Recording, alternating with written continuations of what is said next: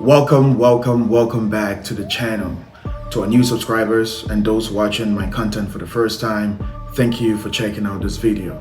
My name is Dr. Frederick Acquah, a board-certified internal medicine physician in New Jersey.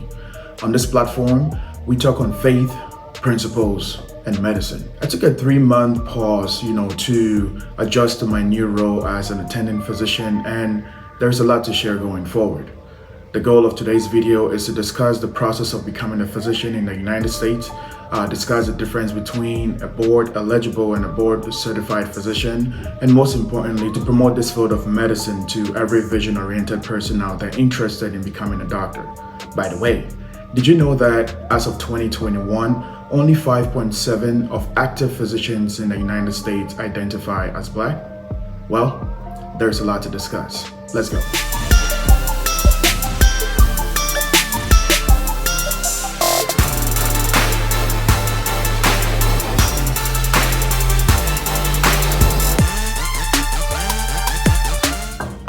Welcome back. Becoming a doctor is a process that requires careful consideration and planning. You cannot keep changing your mind every semester on your major or what your career path is. It's something you have to decide on and make every effort to work as hard as possible to reach that endpoint. The traditional pathway of becoming a doctor, if you are in the United States, is you need to complete 4 years of high school, 4 years of college. Here I suggest a science major with a pre-med track because this will cover most of the required courses needed to apply to medical school. 4 years of medical school, then you work into marching into residency. The duration of your residency is dependent on what kind of doctor you want to become. However, every step of the way requires standardized examinations, so be prepared for that. And you need to pass all of them. For those who are abroad, there are different pathways of earning your medical degree. Some have 4 years of high school and then a 7-year combined college and medical school. Nonetheless, after obtaining your medical degree, prospective candidates who wish to train and practice in the United States have to take the required standardized exams in order to enter the residency match process. You're required to sit and pass at least the United States Medical Licensing Exam Step 1 and Step 2. And if you're able to take Step 3, then hey, go ahead and do that, as this can help with your application process. The medical school you attend outside of the United States needs to be accredited. This is vital. Not all medical schools out there are accredited. I will leave that one to you to look up. Using myself as an example, I did almost 3 years of high school in Ghana, West Africa. I attended Winneba Senior High School, and at that time, high school was only 3 years in duration. After immigrating into the United States, which required 4 years of high school education, I did complete my senior year at Spring Valley High School in New York State.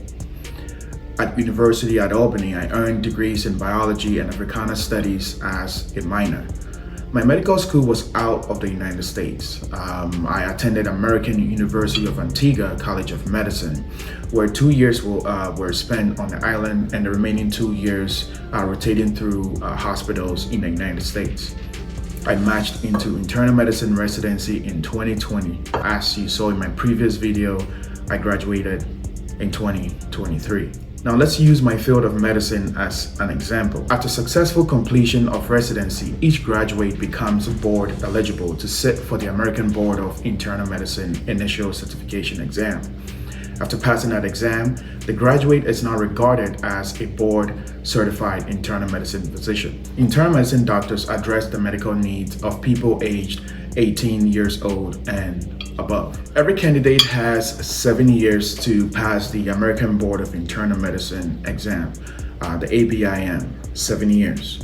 With that said, as long as you have obtained your medical license, your CDS, your DEA license, you're free to practice medicine in the country. But the aim is to pass the boards, as this gives the doctor more credibility to gain the confidence of patients. Having a license to practice medicine in the United States is not the same as being board certified. After 7 years of board eligibility, if the physician is unable to successfully pass the exam to become board certified, he or she has to go through a year or so of retraining to determine board eligibility.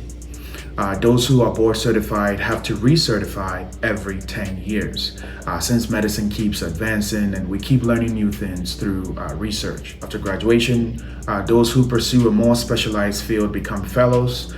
Those who want to start practicing can work in a hospital as hospitalists, outpatient as primary care physicians, or do both as internists. But there are other career paths that you can take after graduating, which we'll discuss in a different video. I currently work as an internist. I have the privilege of caring for patients, outpatient, and also I see patients in the hospital. And it's a blessing to be working with medical residents as well. I love what I do, and every day I have that opportunity to care for someone. I consider that as a blessing. I'm in the right place. To my young self, thank you for not giving up. If you have a dream and your heart beat towards the field of medicine, I'll say go for it. This field requires a lot of sacrifices that you need to be ready to make. Nonetheless, if this is where you see yourself, then nothing should hold you back. I know you got this, and I look forward to celebrating your success. We need more doctors, we need more primary care physicians. If this is your calling, go for it. Don't go for it if you're being forced by family members to become a doctor. Otherwise you suffer and your patients also suffer. There'll be new faces coming up in future videos. Until then, be yourself and keep raising the status quo. You are fearfully and wonderfully made, and you got this. I'll see you in my next video. Shalom.